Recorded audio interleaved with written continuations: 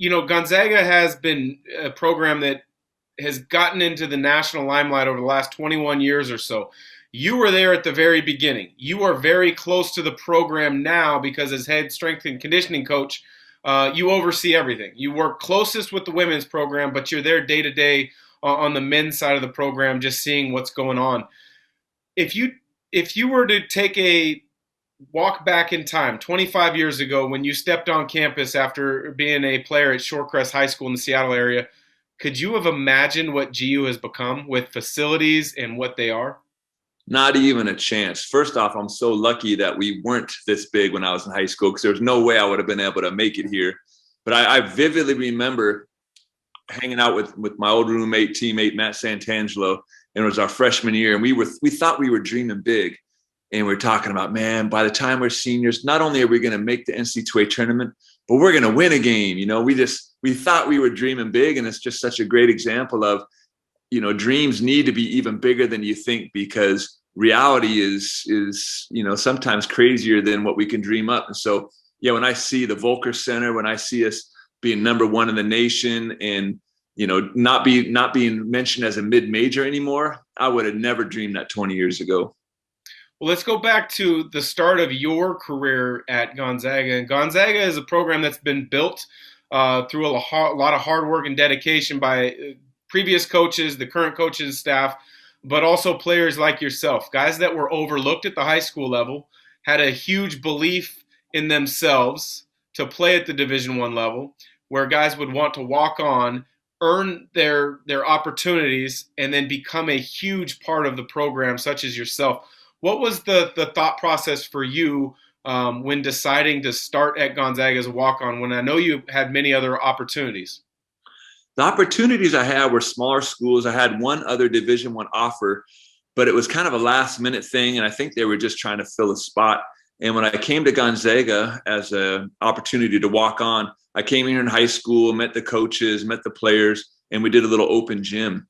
And I just played really well that day. And I'll never forget, it was raining that day. And Coach Munson walked me out to the car.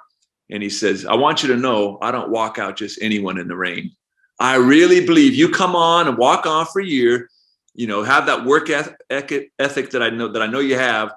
I really believe that you'll be a scholarship player. And so for me to go somewhere where I'm wanted, that was a huge deal, especially being a walk-on. And just that idea of having coaches saying, no, you're a player that I think fits into this system. And I was a pretty hard worker in high school. Going into my senior year, I didn't have any Division I scholarship offers. And so I made a commitment that I was going to carry a basketball with me every single place I went until I signed my Division I scholarship papers. And that was a rough year because a lot of people thought I might have been a little conceited or cocky. But the truth was that basketball was a reminder that I hadn't reached my goal yet. And so I carried that ball to class, ate lunch with it. I took it to the prom, to homecoming, everywhere. And so when I didn't get a scholarship and had to walk on at Gonzaga, that meant I'm carrying this basketball with me my whole freshman year. So I showed up to campus as a walk-on, redshirt freshman, lowest man on the totem pole with a little worn-out basketball. And it was a tough go, showing up to class, and everyone's like, why are you carrying this basketball? Going to parties with the basketball, especially myself, I was a non-drinker. So I got a lot of strikes against me. I just always felt like a dork. But to me, that constant reminder of, I got to get better. This dream is right in front of me. And so I think that's what really allowed me to make it, was just that mental toughness of, I'm not quitting until I achieve my dream. Mental toughness is something that is in the news a lot right now, simply because of the pandemic and everything that has occurred in the world, in particular to student athletes, kind of turning their world upside down.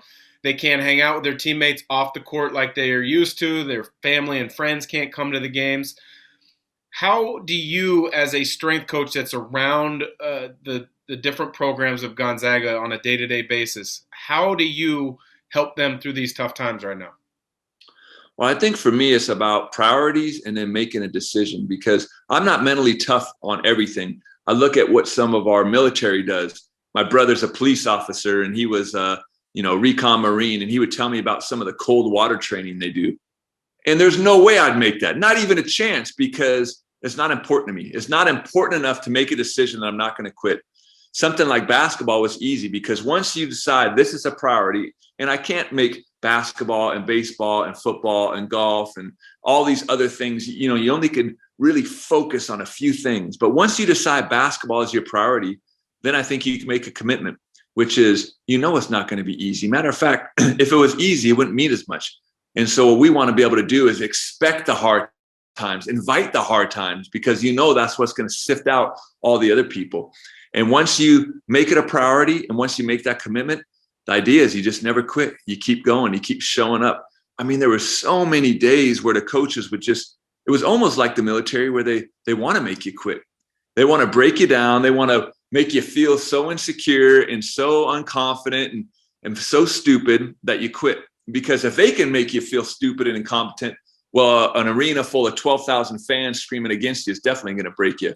And so that was just a huge lesson of which is you just keep showing up. You know, you have a horrible day of practice. The coaches just rail on you. You just feel like you don't belong, but you show up the next day and you keep putting the work in. And you do that day in and day out. And one day you turn around and you say, oh, man, I'm one of the guys, or I'm a starter, or whatever that is. And I just think that idea of never quitting is so important. You've been around GU in a number of different capacities as the head strength and conditioning coach, and you're overseeing multiple programs, but in particular, you're closest with the women's program right now. What are the constant variables from program to program at Gonzaga? Because there's been a tremendous amount of success, not just in men's basketball, but also women's basketball and some of the other sports. What are some of the constant factors that you see about success in athletics at Gonzaga? Well, one of my favorite quotes is, if you want to know where you're going to be in 5 years, look at the people you hang out with and the books that you read. And I took it to heart for the last 20 something years. I make sure I surround myself with people that are the kind of people I want to be. And I read books on things where I want to master those arts. And so I look at all the coaches around here and they're hanging out with each other. You know, it's almost contagious, that idea of success and work ethic and just always getting better, that 1% rule. And so I think every program takes on the personality of their head coach. And we just happen to be really lucky that the team I work with, women's basketball, Coach Lisa Fortier, is all those things. She's constantly, you know, getting mentors and reading books and just making sure that she's always getting smarter, better. And then her work ethic is so unbelievable. She's going to put the time in. And so I think our team kind of takes on that personality. And it's so fun. You know, both you and I have got to see, you know, behind the curtains of men's basketball. And I would say it's the same thing. You just look at the work ethic. One of my favorite stories happened a couple of years ago, which was, I have a little 13-year-old son. He was probably 10 or 11 at the time. And we like to sneak down in the McCarthy Center and get hoops up. You know, we kind of like to dream big. And this was a week after the Final Four. And it was probably, 8 o'clock at night on a Saturday or Sunday. And we knew none of the players would be in. It's a nighttime on the weekend. And we roll in. This is a week after the Final Four. And I had already kind of pointed out to my son about Killian Tilly's big free throws. As a freshman, you know, he has 2 free throws down the stretch to take us to the national championship game. And I have this kind of it's kind of like this thought that if you have a chance to ice the game with free throws and you miss one, the other team is somehow going to hit a 94-foot three-pointer and take it to overtime and you lose. It's just such a momentum shifter. And Tilly knocks down both free throws in the Final Four, make it to the championship game. And so I always tell my son, man, that's so incredible how he did that. Well, anyhow, now you fast forward a week and him and I are going into the gym 8 o'clock at night on a weekend. And there's only one person in there. We hear this ball bouncing. So we kind of sneak around the corner and Tilly's shooting free throws. And I'm like, oh, it was like, I got goosebumps. Not only did I see it, but my son got to see that. And that kind of work ethic in the men's program is just common. These guys put in so much work outside of the scheduled practice times. And that's why I love being here. I've been at Gonzaga for 20 years because the players, the coaches, the athletic department staff, they motivate me.